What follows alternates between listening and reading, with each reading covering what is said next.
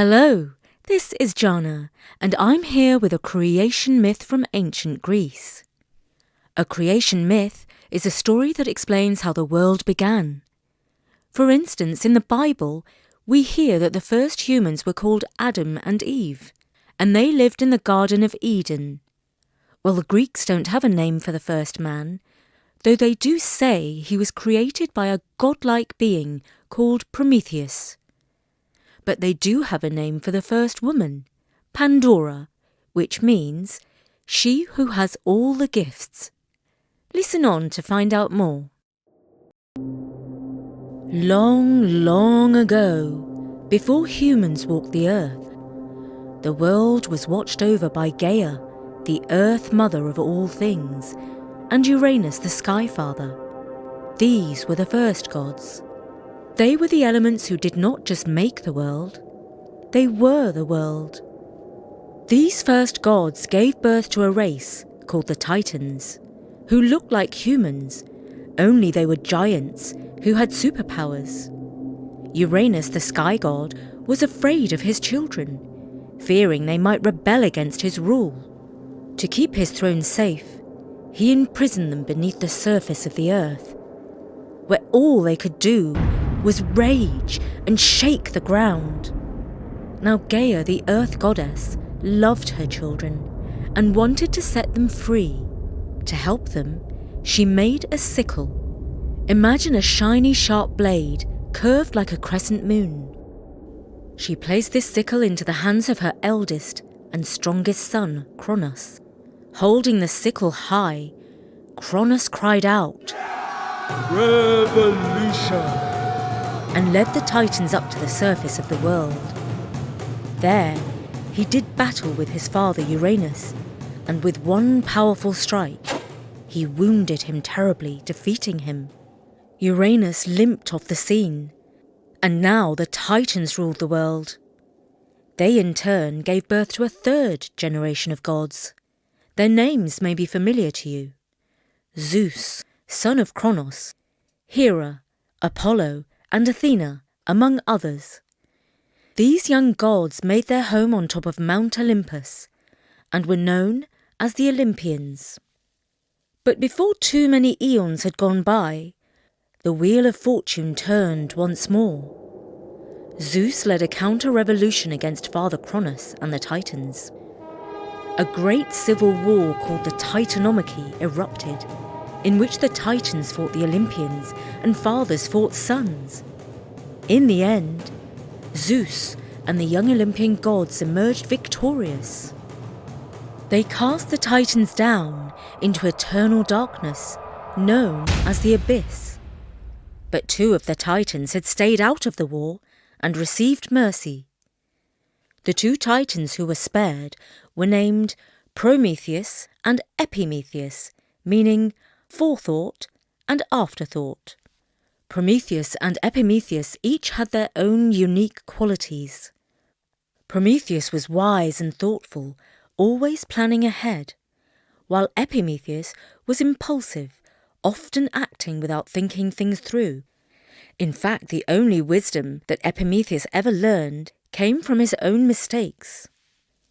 Zeus, the king of the Olympian gods, ordered Prometheus and Epimetheus to populate the earth with mortal creatures, and so they set about creating creatures out of clay.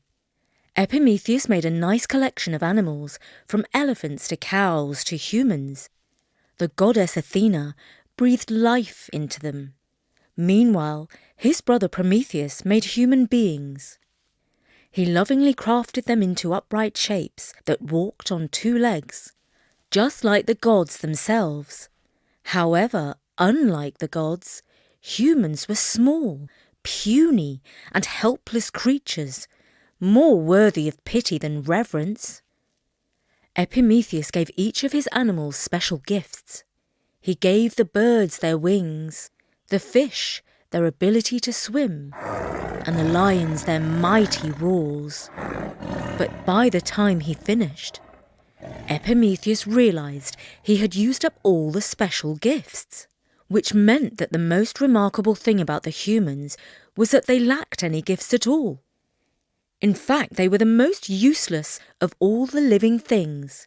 Prometheus had to change that. He saw the animals that his brother had made. For instance, the cow that enjoyed chewing on grass, and the dog that loved to yap. And he had an ambition to create something far more interesting. He said to himself, "My human beings shall burn inside with a hunger for knowledge that sets them apart from any other animal."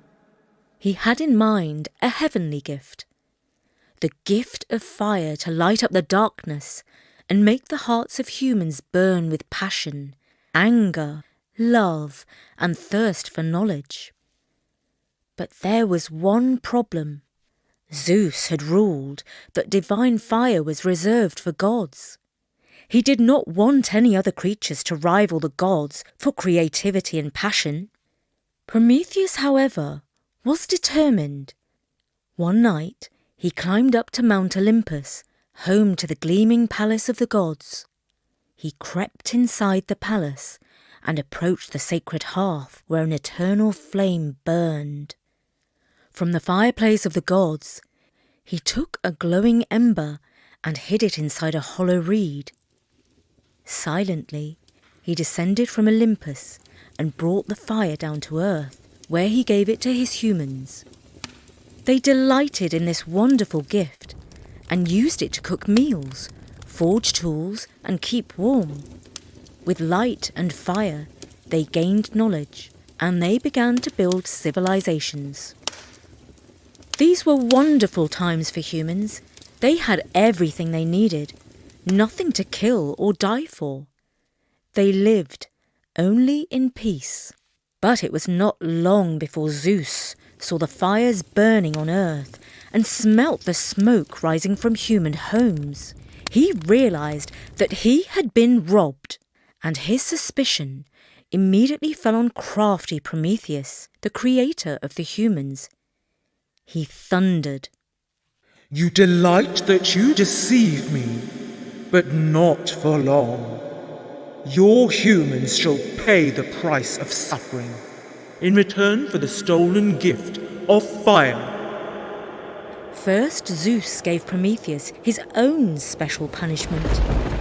He chained him to the side of a remote cliff, where he was beaten by the weather and the waves. But even then, Zeus was not satisfied with the suffering of Prometheus.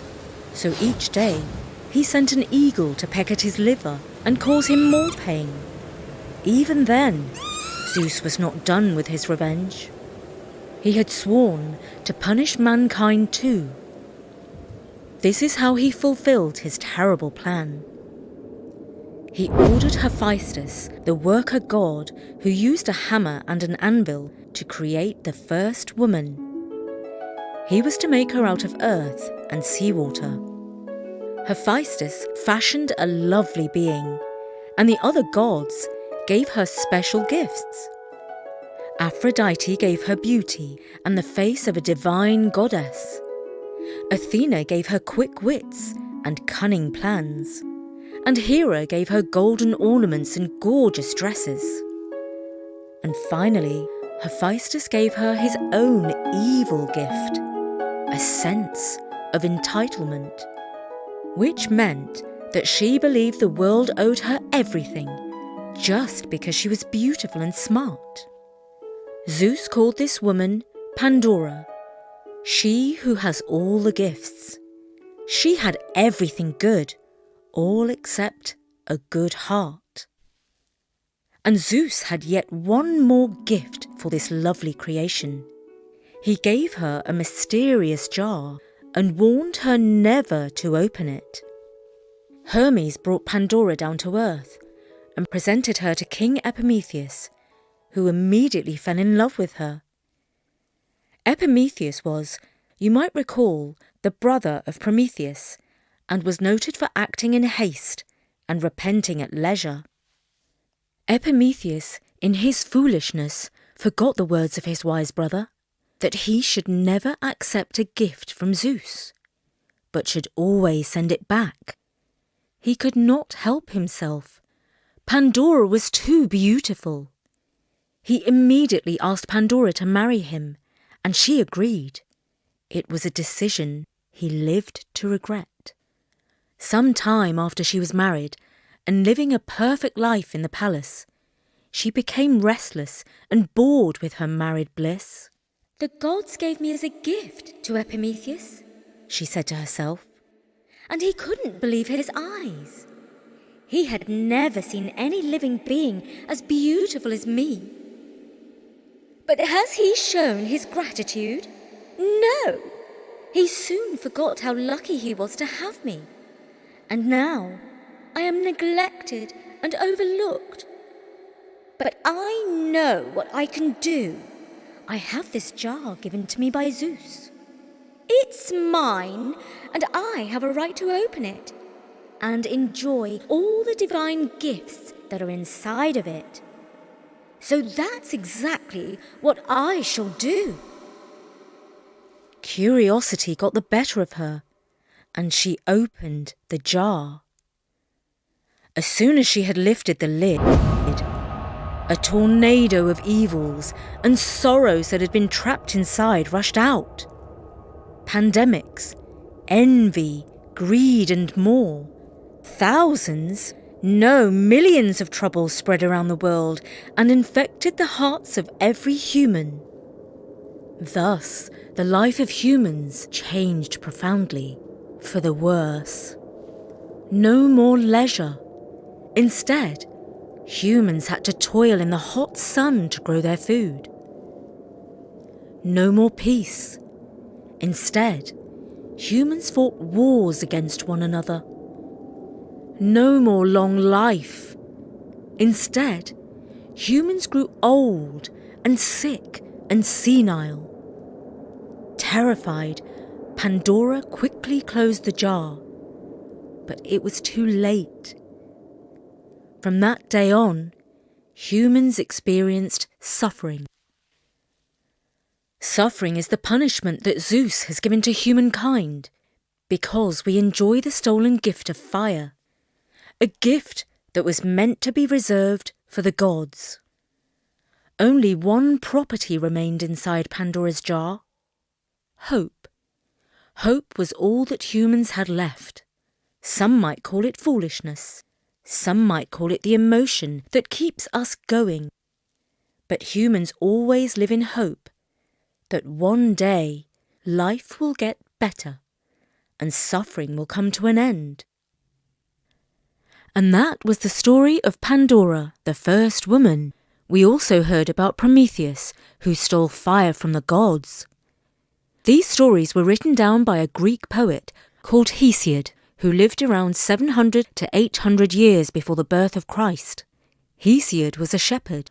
One day when he was watching his sheep on Mount Helicon, he came across the Muses. Or at least, that's what he claimed. The Muses were the 9 goddesses of inspiration.